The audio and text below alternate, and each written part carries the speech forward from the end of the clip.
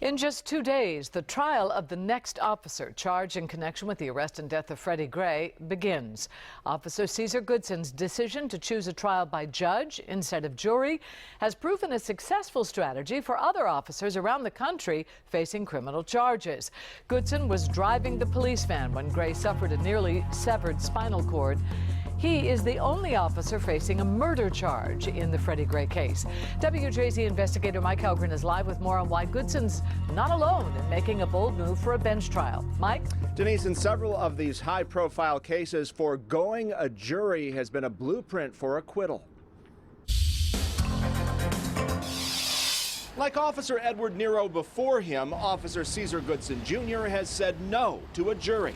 Some courtroom observers laud the move as smart in a case where emotions are running high. No justice, no peace. While several activists call it disappointing to take the verdict out of the hands of the community.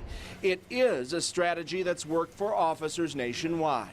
A jury's emotional view of a case that involves a police officer may be different as a result of cases across the country. Just last year, former Cleveland officer Michael Brelo broke into tears after a judge acquitted him in the deaths of an unarmed couple who led police on a chase.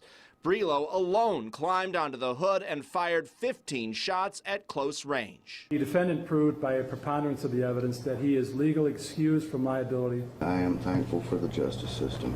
Last month in North Carolina, a judge acquitted a former police sergeant of shooting and killing a mentally ill teen armed with a screwdriver. We feel had there been a jury present, the verdict might have been different. It can be an uphill battle to prosecute police misconduct.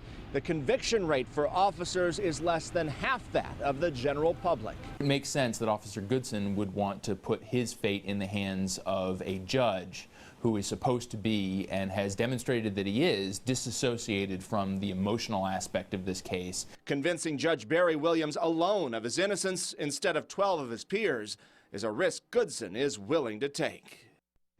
And the second-degree depraved heart murder charge alone carries a possible sentence of 30 years. The trial begins on Thursday. Reporting live, Mike Hellgren, WJZ Eyewitness News. All right, thank you very much, Mike.